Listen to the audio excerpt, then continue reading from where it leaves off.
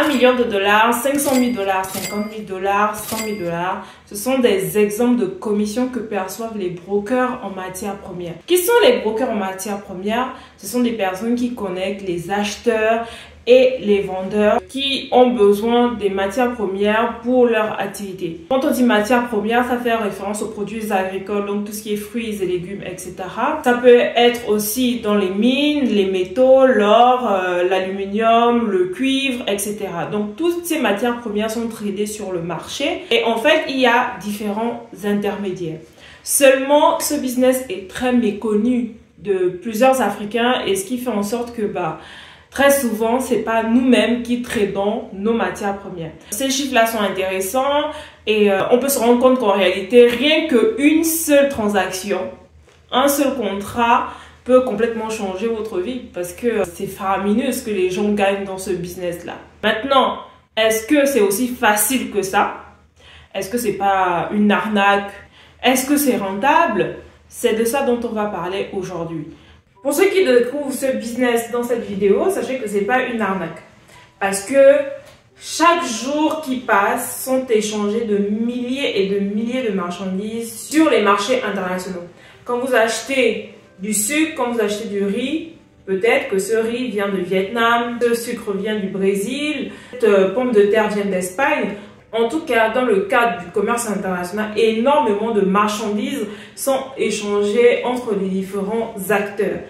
Et dans ce secteur-là, il y a des intermédiaires qui arrivent à tirer leur épingle du jeu. Je vous présente un exemple de contrat qui est souvent signé dans ce secteur-là. Il s'agit par exemple du riz. Qui n'a jamais mangé du riz? Lève la main.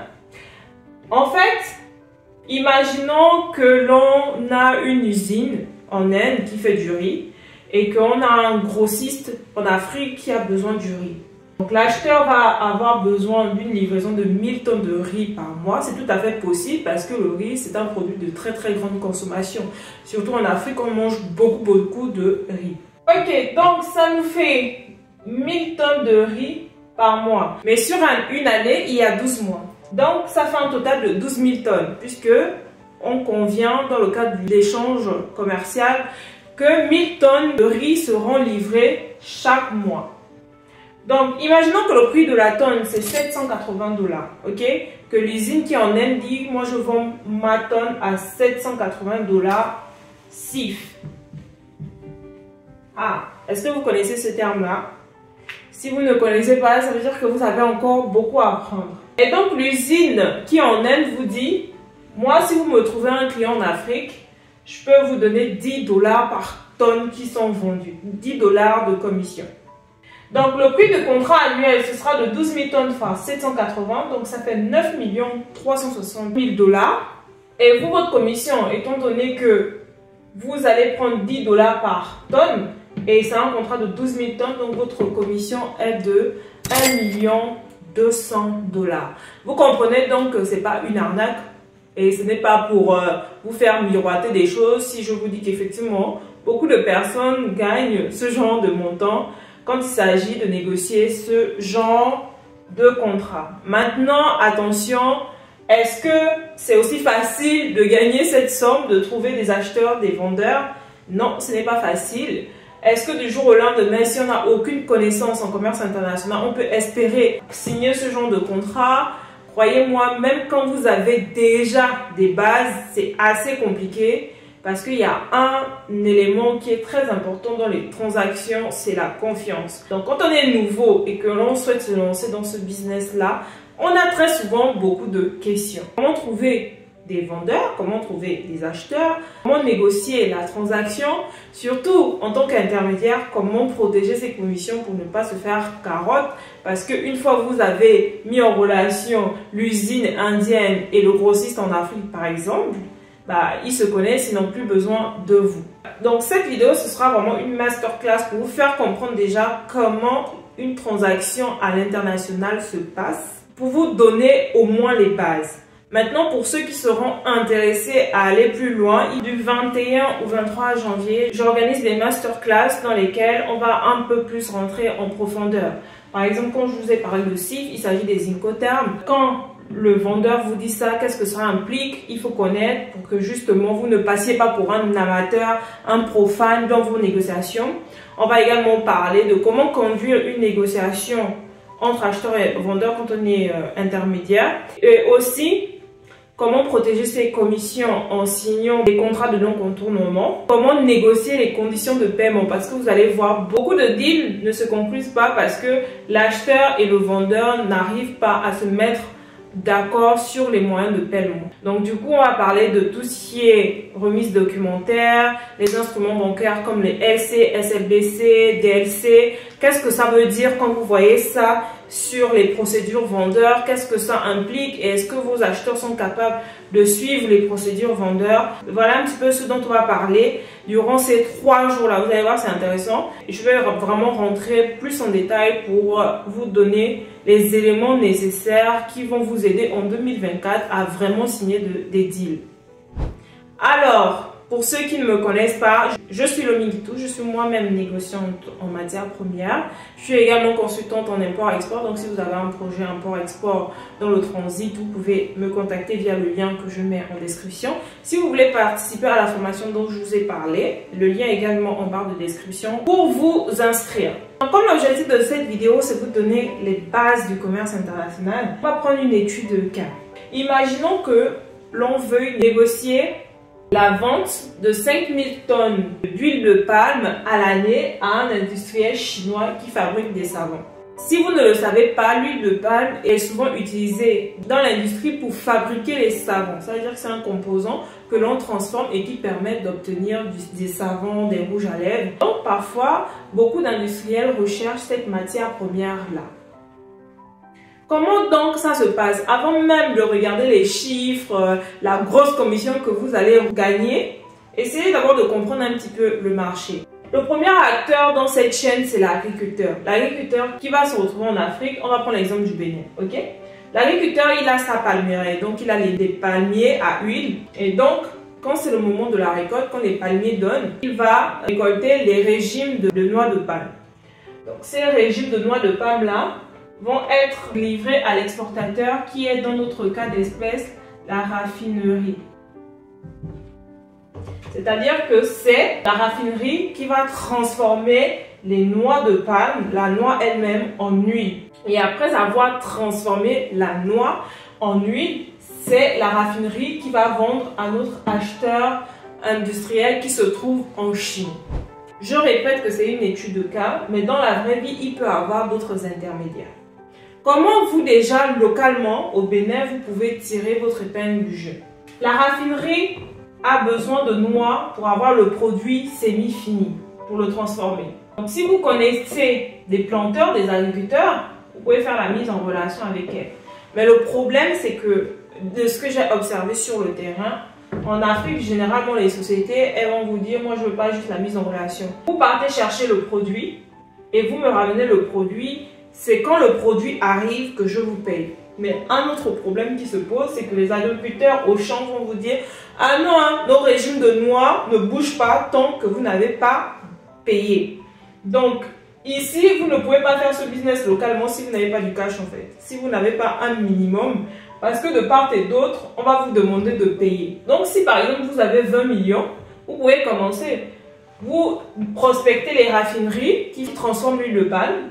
Et puis vous leur dites qu'on peut faire un contrat, je pars acheter et chaque semaine je vous livre 20 tonnes de noix de palme par exemple. Donc si vous arrivez à négocier ce type de contrat, vous pouvez très bien commencer le négoce des matières premières de manière locale. Mais si vous n'avez pas d'argent, malheureusement, ça va être compliqué et c'est pour ça que beaucoup ont du mal à se lancer dans ce business-là. On reprend, parce que ce qui nous intéresse, c'est l'international. L'huile de palme est prête, maintenant il faut la commercialiser. On a notre acheteur industriel qui, lui, pour avoir son produit fini, qui est les savons ou les rouges à lèvres, en tout cas dans les produits cosmétiques, il lui faut l'huile de palme.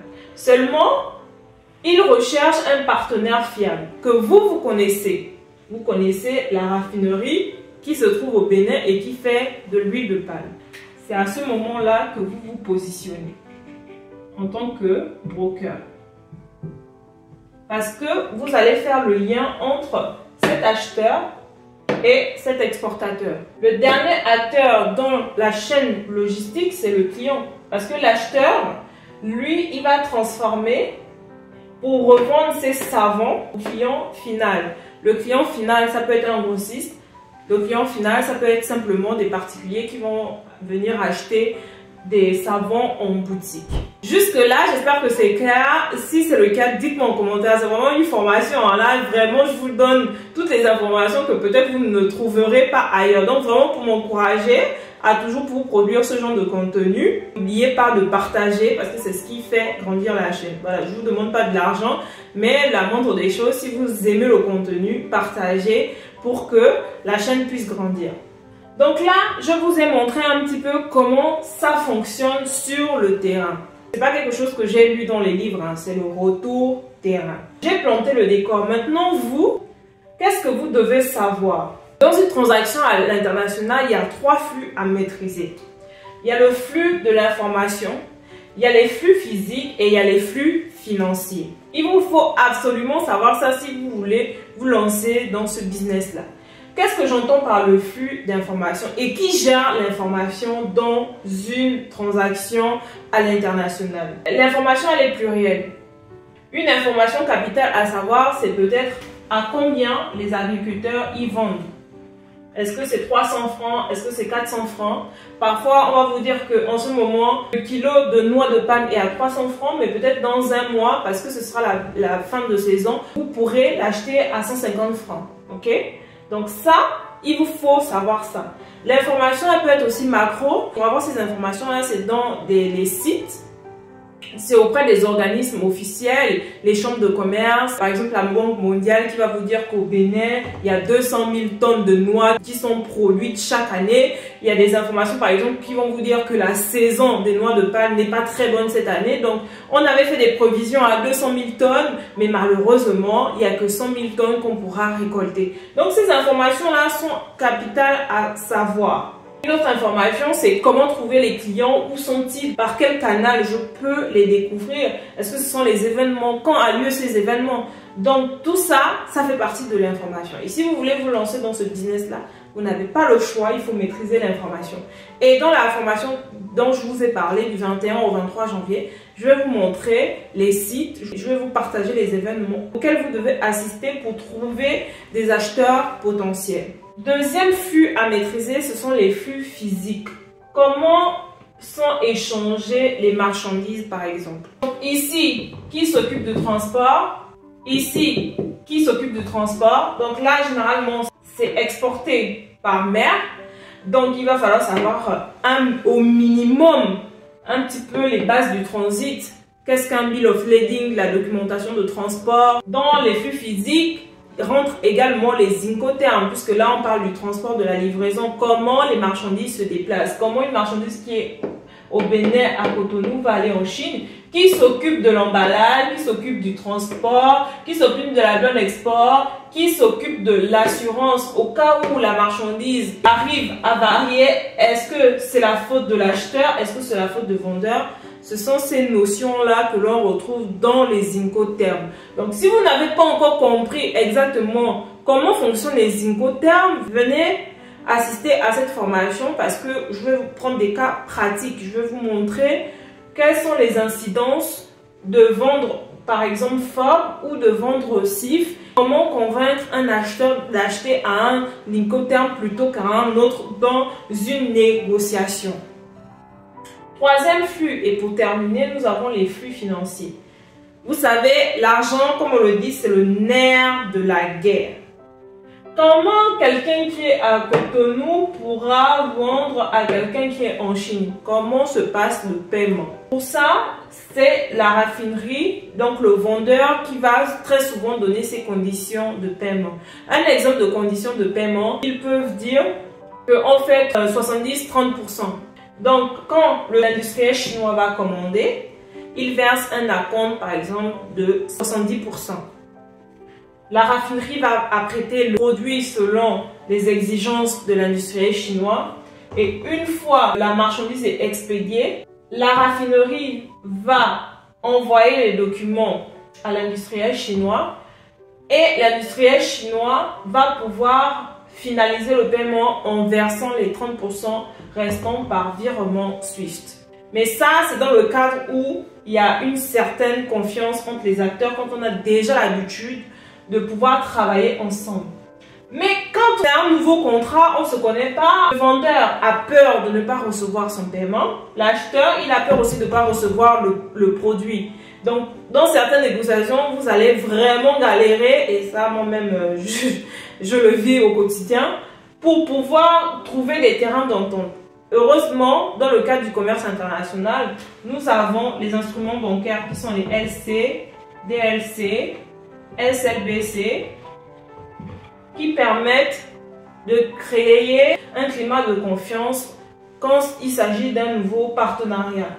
Comment ça fonctionne une LC, une DLC, une SLBC? Nous allons voir ça plus tard. Pour ceux qui sont intéressés à aller plus loin, vous allez voir, il y a des LC confirmés, il y a des LC qui peuvent être transférables.